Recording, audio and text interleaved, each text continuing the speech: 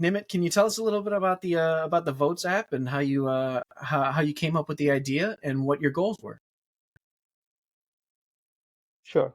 Nice to meet you, John and Sadie, and thanks for having me here.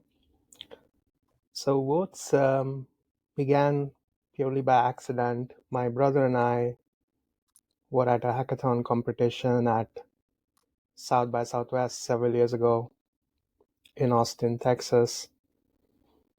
And the theme of the competition was Hack to the Future. What's the one thing you would do in the future and how would you do it? And what really intrigued us at the time was the prize. So they had the usual prizes which you might see at a hackathon, like a coding hackathon. There was cash prizes, there was swag, there was meeting with an investor, but there was one Bitcoin. So this was very interesting. This is the early days, 2014, before all the hype started. And we hadn't really dived into what Bitcoin really could do. So we actually ended up reading the paper the morning of the hackathon, the original Bitcoin paper, which was fascinating. The first time I read it, I didn't get it. I'm like, oh. Then my brother read it. He says, read it again. It's brilliant. Somebody figured out a way to combine computer science and behavioral economics. I'm like, wow. Okay. So we read it and it was fascinating. The money side of it, seemed dubious. Still does, with all due respect to all the Bitcoin fanatics. But the power of that technology to secure data was very appealing. So we figured, well, what's the most audacious thing we can think of? And some childhood experiences came about. We'd grown up in India in the 80s. There was come from a minority family. There were lots. The prime minister was assassinated. There were lots of religious riots. It was not a great time. And during that phase, as a little kid, some of the images which stuck in our head, at least in my head, were, people being coerced to vote a certain way. And when you see that, you kind of grow up with a assumption that government is bad, government is evil, don't want ever to do anything with it. So that was kind of a thing. And fast forward several years, we're at this competition and figured, wow, this could be a way to potentially minimize or detect coercion in that kind of a scenario.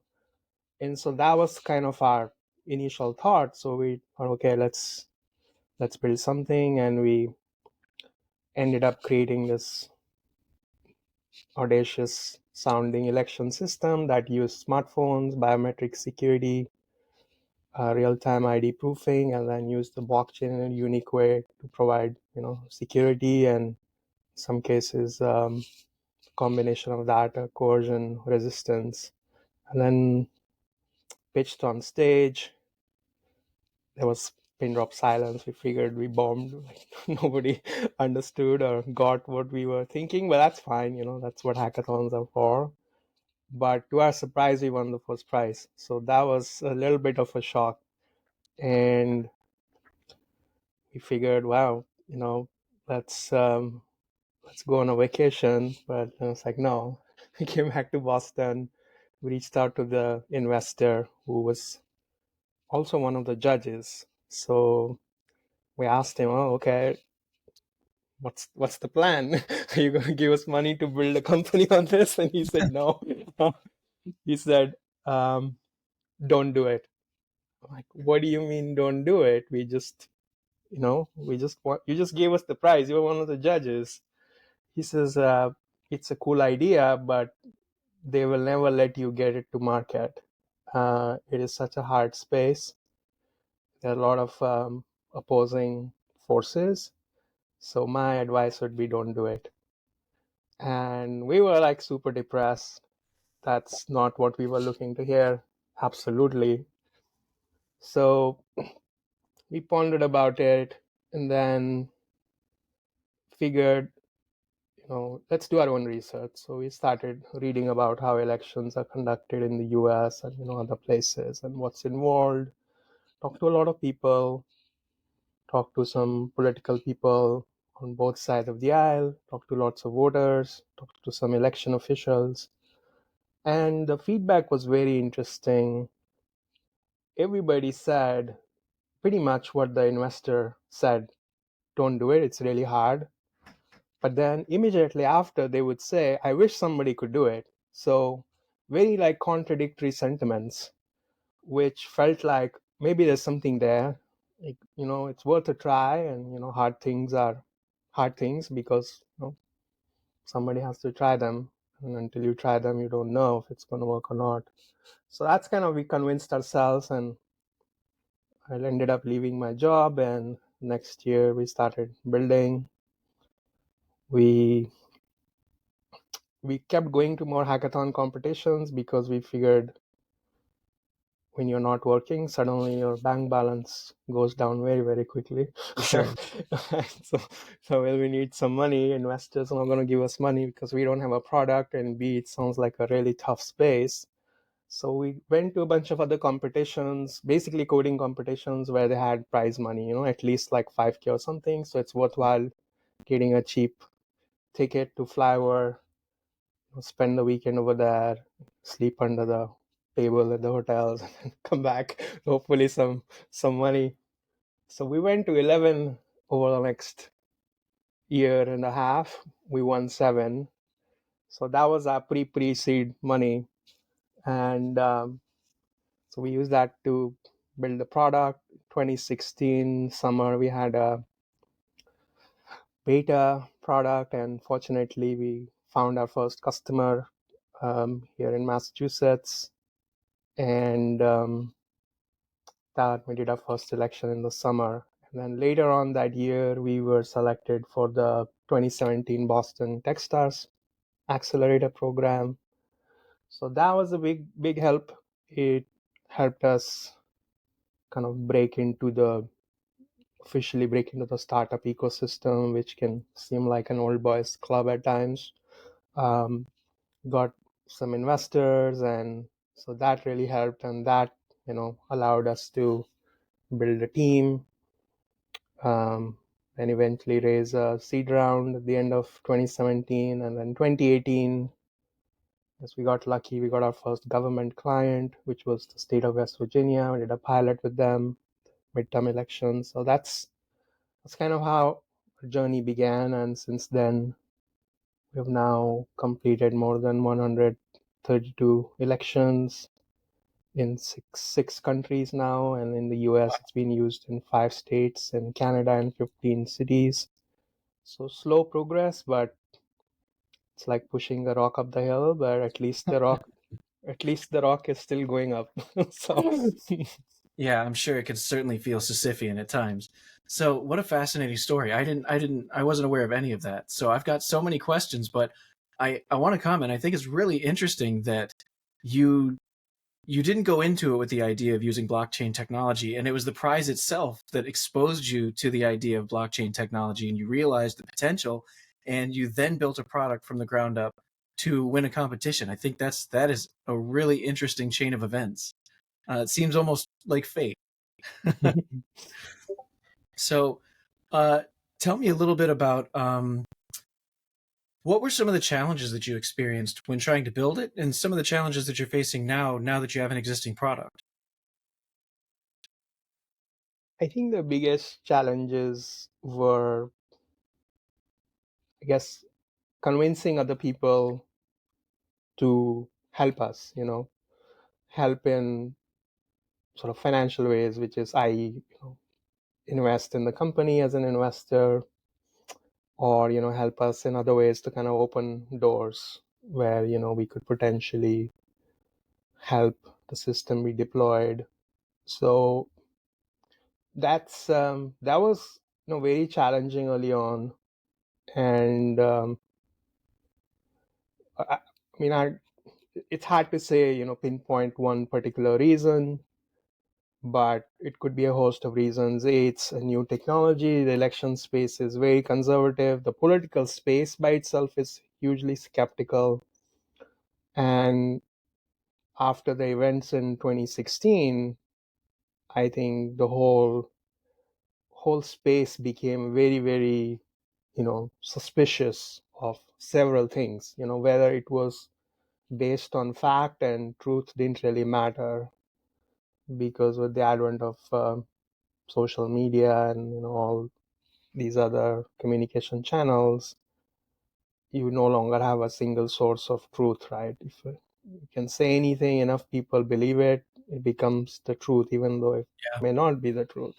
So combination of all that, I think that was really, really hard, because we felt like a lot of people who could have helped us did not help us, because they were afraid that if something went wrong, what would happen to them, right? So which Yeah. is a very natural human reaction, right? It's that kind of space where things could come back to haunt you personally. Yeah. So we were respectful of that, but fortunately we found enough people through enough persistence who kind of were able to help us at least get this off the ground and keep pushing ahead. The other challenge has always been fundraising, because we we deliberately decided not to be a nonprofit, because one of the thoughts early on was be a nonprofit. We figured maybe, I mean, it remains to be seen if that was a right or a wrong decision, but it feels like at that time it would have been really, really hard for us to make progress in that structure. So as a for-profit, people get, it's a for-profit with a mission, right? Our mission is to help people vote in a safe manner, regardless of their circumstances. And people get suspicious of that. What's your true motive?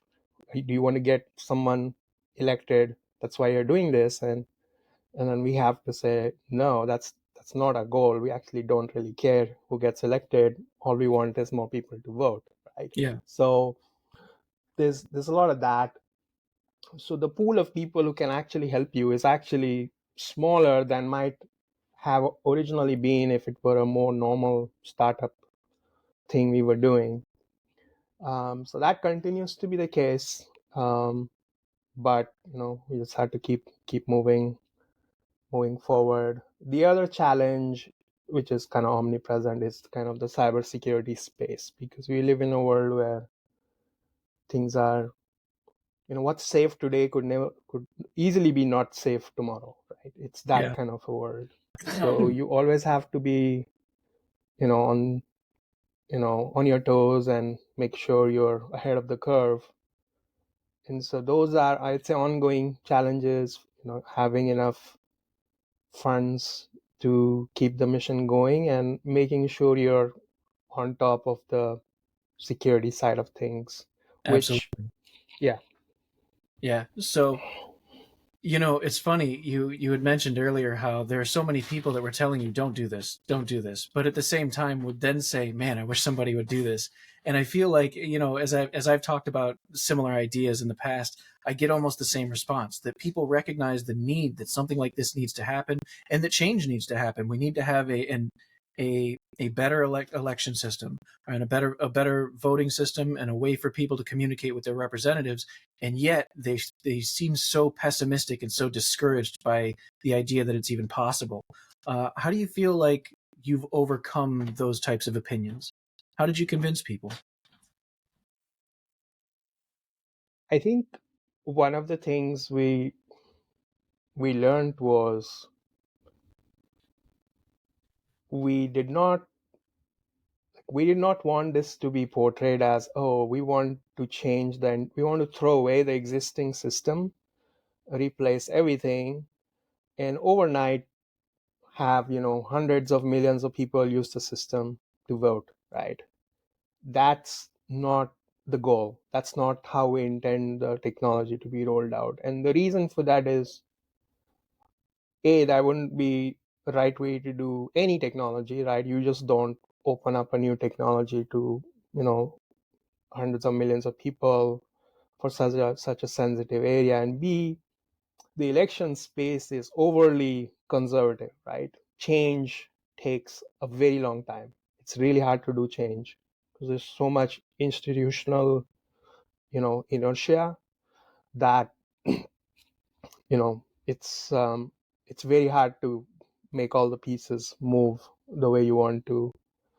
So our approach was, let's focus on the demographics who need the most help.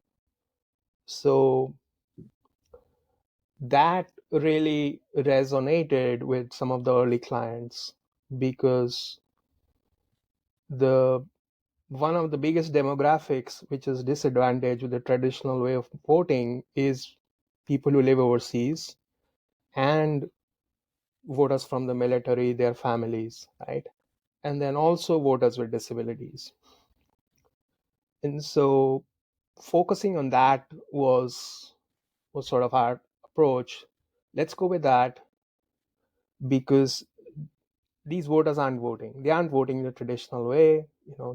When you are overseas or serving the military, you can't easily go to your home polling station.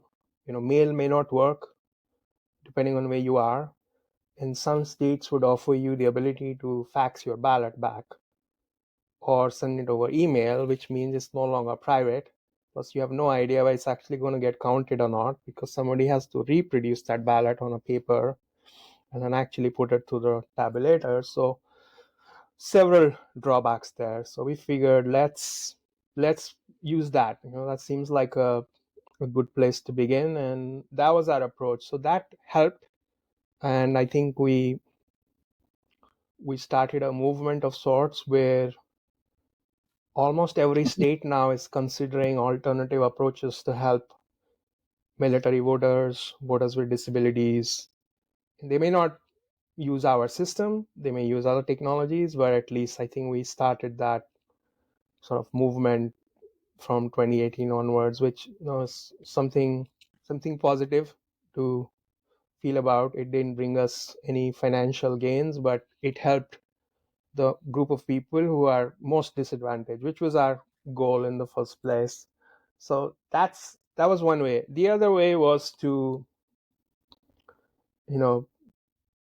work with visionaries like Ramon, like look at ideas where we can do more than voting, right? Yeah. How do you get more people involved, whether it's participatory budgeting or legislative voting, or participating in petitions and polls and things like that. So that's kind of been the approach, and iteratively, more and more we've seen now over the past few years international governments being sort of able to move faster. So for example, in Canada, in the 2022 municipal elections in Ontario, 15 cities selected us for their elections, and everybody was allowed to use our system. So it was no longer just military and overseas people and voters with disabilities. Everybody saw us. That was great because then Yeah, we've that's now expanded to a wider demographic, but it's still a local election, so it's a non-part because municipal elections are generally non-partisan. So it's a good place to begin, right? And then take it from there. So that's kind of been our approach, and now we are moving to bigger, more complex elections. Just been selected for the national elections in Mexico, which are coming up in a few wow. months. So that will be Congratulations. our thank you. So that will be our, I would say, by far one of our most complex Yeah. elections and very very high, high profile. So yeah, slowly trying to climb up the ladder and push the ball up the hill, like we said. So I think you made a really good point. I think that a lot of times that I've talked to people about this, startups kind of have a reputation for, let's call it, creative destruction, right? And when you bring in this new idea, sometimes people can sign on a little bit too fast. It expands too fast, and it destroys what used to exist. So I think that was actually a very interesting way that you kind of appeased some of the people's worst concerns of like, look, we don't want to throw away the old system, but you found a need and you were able to kind of fill it. And I think that really goes into what the Digital Democracy Project is focused on. We I think we realized that people voting once every 4 years for a president and people voting every couple of years for the House, and it feels like there's not enough room for participation. Right. And I think with us encouraging people to vote directly on legislation, it's a little bit lower stakes. So it's not like, if something goes wrong here, an entire election is messed up and we have to we have to redo the whole thing or anything like that. But it also gives us a chance to kind of prove the technology, have people become comfortable with it, understand it. It gives us a chance to adapt to environments, and it allows everyone to become more comfortable with it over time, instead of that fear of just breaking the old thing and trying and hoping the new thing works. So I think that's really interesting that we kind of have a very similar perspective on it. Can you tell me how you ended up partnering with the Digital Democracy Project? How did you meet Ramon? Yeah, it was very interesting. I think, if I remember correctly, Ramon was potentially considering running for office, and at one point several years ago, and then that's how we connected. He was really interested in the technology, and then I think he decided he did not want to pursue that path, and he ended up deciding to create a project for legislative voting. So yeah, it was accidental. I think he literally reached out to us on our website, if I remember correctly. Yeah, that's how it was. So it was almost by chance.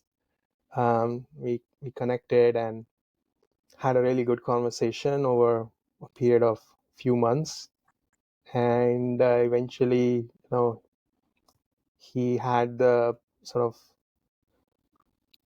the idea sort of built out in his head, and he started building the actual implementation. So yeah, it's probably, I would say, late 2021 was probably when we connected the first time. Yeah.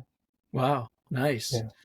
So I think blockchain technology is still a little bit it's not fully understood by most people. And I think that one of the main concerns that I found when talking about the project to people is security concerns. So I was hoping maybe you could explain to us your view of how blockchain works and why it's so secure, and why this is a good solution for being involved in voting in elections, and talking about legislation and communicating with our legislators. Absolutely. So to consider it in the most simplest way, um, the easiest kind of way to describe it is think of a ledger. Ledger could be, you could think of it as an Excel sheet, right? Mm-hmm. And the unique property of the chain is you can only write stuff, like you can only append stuff, right? You can't go back and delete anything. So that's number one. So it's immutable and append only, which is very, very interesting. And then the other really interesting part is what you might write in the next cell is actually dependent and based mathematically on what's been previously written. And that goes all the way. So that's why it's a chain, right? So you're continuously building a chain, and every new data is linked cryptographically to the data in the previous block. And so that creates a very interesting scenario where you can't alter the data that's what's being written. No single person can come and delete it for whatever reason if they don't like anything. And manipulation and tampering becomes computationally very, very hard, right? Mm-hmm. Because now, let's say you are the most sophisticated, you know, hacker in the world, and you want to change something. your time window to change something which is currently being written is so short that in that time window you would have to modify, in this case, let's say the vote and everything else that's been written prior to it. So the longer it gets, the harder it gets for anybody to manipulate, because it's computationally close to impossible for you to do change what's being written right now and everything else that came before it in such a short amount of time that you don't get caught, right? Yeah.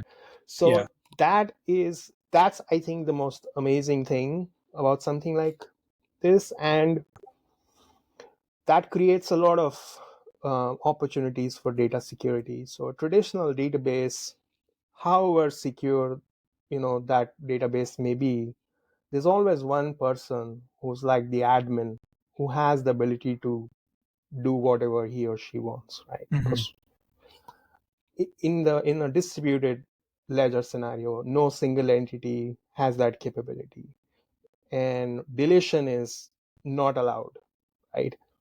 If you want to delete something, you literally have to write another block and say we are deciding to delete what's being written previously, but what's already there even stays there. I So see. there's a record of Yeah. everything that's happened, right? And so that level of transparency is radical, right? Yeah. And Yeah. you put that into the election space and it can be really, really beneficial for voting, for voter registration, for a whole bunch of other activities as well. And you can imagine why people would be afraid of that, because now suddenly everything's out there for citizens to evaluate, even the things you might not want them to evaluate. And there's a lot more scrutiny on you. Hmm. And so there's that downside. So you have to balance it, and you have to do it in a way which fits with the existing processes, and make sure you don't write anything there which compromises the identity of the voter, because remember, once written you can't delete it. So Yeah. make sure what you write is anonymized, good, and accurate, right? So there's a lot of governance that needs to go on top of that.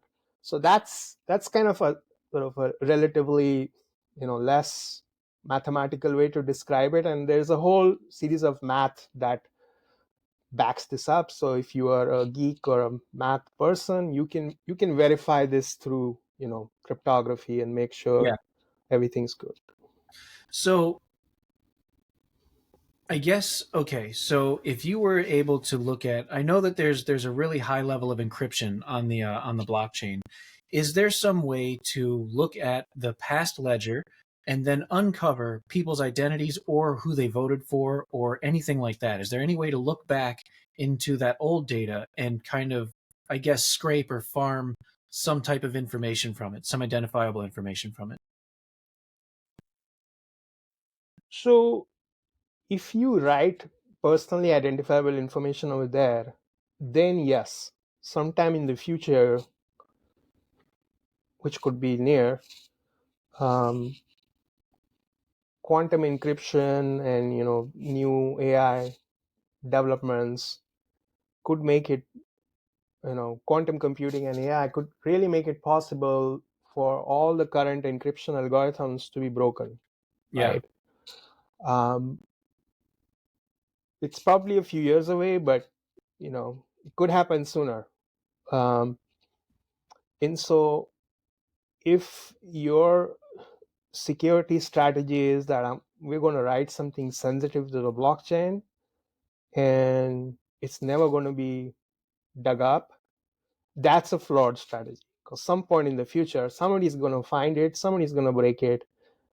And so what you have to do right now is make sure what you write cannot be traced back in an election scenario, can never be traced back to a user, right? Yeah. So if you mark an oval on the ballot or a square on the ballot, that goes as a unique anonymous transaction on the chain right now.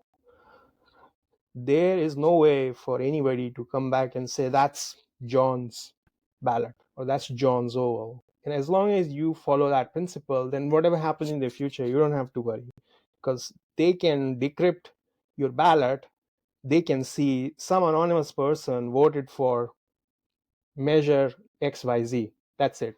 But that doesn't buy them anything. In fact, Yeah. that's good. They can do their own tally and figure out that the results you are reporting on the website are actually accurate, right? Yeah. So that Yeah. if they want to do that, let them do it. But they will never be able to find out that it's your ballot.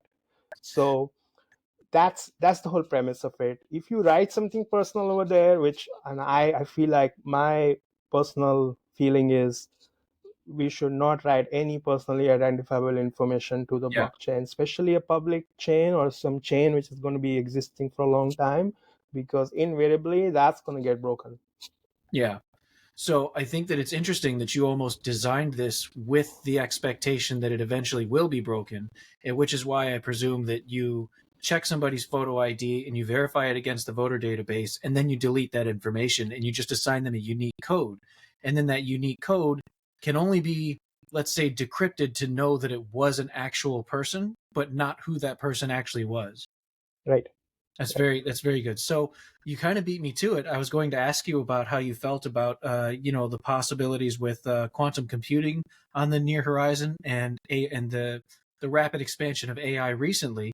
But it sounds like even if those systems are able to kind of decode the encryption, that still doesn't necessarily threaten the data that's inside of it. Right. Yeah. Yeah. So they can't do anything to reverse, engineer your identity. They can't do anything to claim that something bad happened in the election or the vote. At most, they can get the individual ovals and get a tally of the election, which they want to do. I would Yeah, say let them all do it. that's doing is Actually, verifying that everything worked the way it was supposed to. right, and actually Yeah, make a script and open source it so every citizen can use it. yeah, Right, that would be perfect. Yeah. that's awesome. Yeah, I think quantum computing is actually, I mean, both AI and quantum computing are fascinating, the way the world is moving. And if you read some of the papers, I feel like, China has made a lot of advances in quantum and also AI, which, you don't hear about publicly, Yeah, like you might hear about, OpenAI or, what but we Microsoft or know that, Google are yeah, doing. if that's what But they're showing you, then you know they've got something better in the background. Yeah, right, absolutely. so it's really important for everybody to kind of, I think, embrace this change, which is going to be fascinating. Yeah. I agree. I completely agree. So let me ask you this. If, let's say, quantum computing advanced by some huge leap tomorrow, or AI advanced by some huge leap tomorrow, and they attempted to change the blockchain or introduce a fake ledger or something like that in order to manipulate an election, what kind of security do we have against that? Like what would prevent that from being successful? So they wouldn't necessarily be able to do that, because to be able to do that, they would have to get control of all the nodes in the chain, right? So the process of writing something new to the chain involves a mechanism called a consensus, right? Hmm. So it's a distributed network, which means there are a bunch of nodes running, and to write anything in a in like a Bitcoin network scenario, at least 50% plus one, you know that's kind of the threshold. Yeah, they If you have to all get agree. control of more than 50% plus one, then you can potentially do malicious things. Potentially, it's still really, really hard to actually pull it off.